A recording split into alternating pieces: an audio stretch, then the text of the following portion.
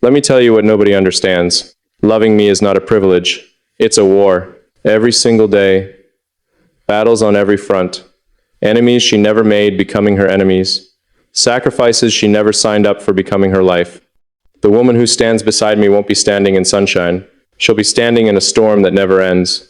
And the world will ask her to smile through it. So when I say I need someone strong, I don't mean strong like the movie show. I mean strong like nothing will break her.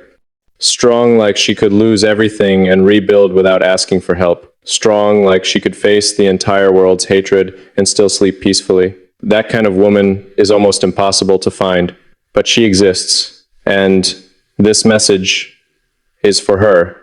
People romanticize my life. They see the rockets, the headlines, the billions, the vision, and they imagine that being my partner means luxury and excitement and access to worlds most people never see. They're not entirely wrong, but they're missing the cost. The cost is privacy, every meal photographed, every outfit judged, every argument leaked. The cost is loneliness. Nights alone while I'm saving a company. Weeks where my body is home but my mind is somewhere else entirely. The cost is attacks. Not from me, from strangers. Millions of people with opinions about a relationship they've never witnessed. Most people can't handle being criticized by one person. My partner gets criticized by entire continents. That's not glamorous. That's brutal. And the woman's strong enough for my world. She'll know exactly what she's signing up for. And she'll choose it anyway. But here's what surprised me most about strength. The strongest women I've known didn't look strong. They didn't have muscles or aggressive personalities or loud voices. They were quiet, gentle, even. But underneath that softness was steel. The kind of steel that bends but never breaks. The kind that absorbs pressure instead of shattering under it. The kind that remains calm in chaos when everyone else is panicking. I've learned that real strength is invisible. You don't see it until it's tested. And then suddenly, you realize you're standing next to a warrior, not because she fought everyone, because she didn't need to. Her peace wasn't performance, it was power. That's the twist. My partner won't look like what the world expects. She won't be aggressive or dominating or loud. She'll be steady, unmoved by external chaos, anchored in something deeper than circumstances. And that quiet strength will be more powerful than anything the world throws at her. Let me be specific about what she'll endure. Day 1, the media notices her. By day 3, they've found every photograph she's ever taken, every post she's ever written, every person she's ever dated. They'll construct narratives about her intentions. Gold digger, fame seeker, strategic climber. None of it will be true. But truth doesn't matter to headlines. She'll watch herself become a character in a story she didn't write, and there's nothing she can do about it. Beyond the media, there's my schedule. I don't work 9 to 5. I don't take weekends off. I don't have seasons where things slow down. My life is a constant emergency, interrupted by brief moments of calm. She'll plan dinners I'll miss. She'll fall asleep alone more than beside me. She'll learn to love someone who's physically present but mentally building rockets in his head. That's not easy. That's not romantic. That's the reality. Here's what I rarely admit. Being my partner is lonely. Not because I'm cruel or neglectful, because I'm consumed. Consumed by problems that affect millions of people. Consumed by visions that don't fit inside normal conversations. Consumed by a pressure to perform that never releases its grip. And when you're consumed, you don't have much left to give. I'll come home exhausted, too tired to talk, too drained to engage, too empty to be the partner she deserves in that moment. And she'll need to be okay with that. Not forever, not always, but often enough that it becomes part of her life. A woman who needs constant attention will wither here. A woman who needs daily reassurance will starve here. But a woman who's full on her own, who has her own purpose and peace and meaning, she'll thrive. Because she won't need me to complete her. She'll just want me to join her. Now, here's the beautiful part. The woman's strong enough to endure my world. She'll also be strong enough to heal it. See, strength isn't just about surviving. It's about transforming.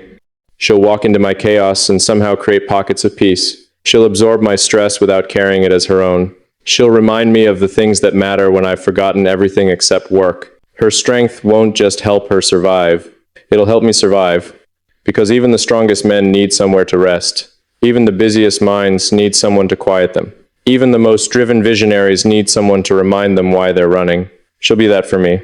Not by being passive, by being powerful in a different way, the kind of power that heals instead of fights, the kind that creates calm instead of demanding it, the kind that makes home feel like a sanctuary instead of another battlefield. Let me tell you why my past relationships didn't last. It wasn't one thing, it was a pattern. Partners who started strong but slowly lost themselves. They'd enter my world excited, ready to support the mission, ready to stand beside greatness. But they didn't realize what standing beside greatness costs. Slowly, they'd start to resent my work, resent the time it took, resent the attention it demanded, resent playing second place to rockets and cars and world-changing visions. And resentment is poison. It doesn't explode all at once. It leaks, slowly, into every conversation, every silence, every glance that used to be loving. By the time we admitted it was dying, it was already dead. The woman who's different won't resent my work. Not because she doesn't want my attention, because she understands the assignment. She knew what she was choosing before she chose it, and she made peace with it before resentment ever had a chance to grow.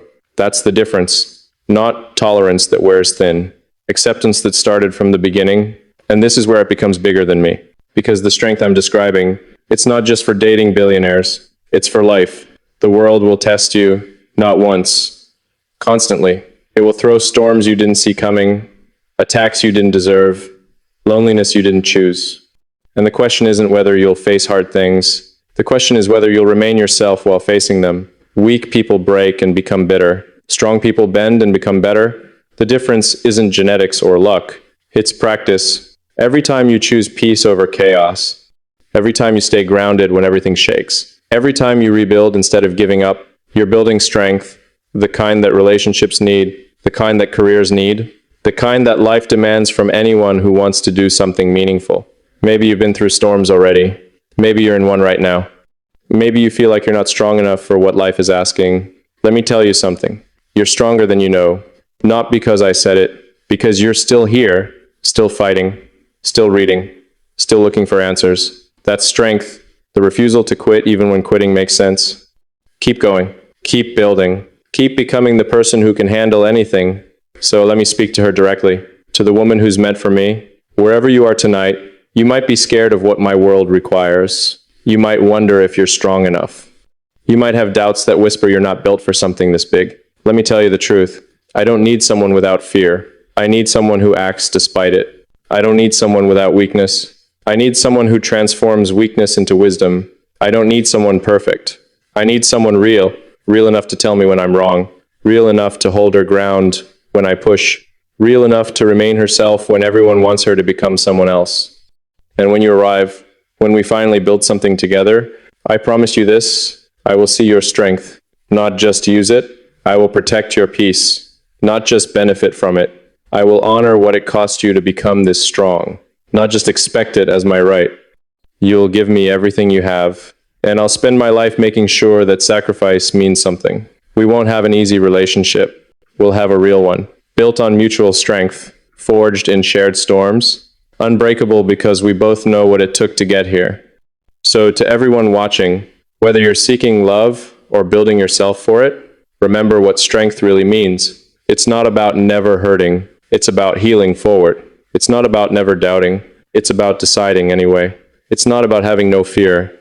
It's about refusing to let fear win. That's the strength that survives everything. That's the strength that attracts extraordinary partnership. That's the strength that changes the world. Build it, not for someone else, for yourself, because you deserve to become unbreakable. And when you do, the right person will recognize it, and everything will change. If these words reach something inside you, if you felt seen or challenged or inspired, stay here, keep watching. Let these messages remind you of who you're becoming, because strength is built one moment at a time, and every moment you spend becoming stronger is a moment invested in an extraordinary future. Your future, it's waiting, and it's going to be worth everything.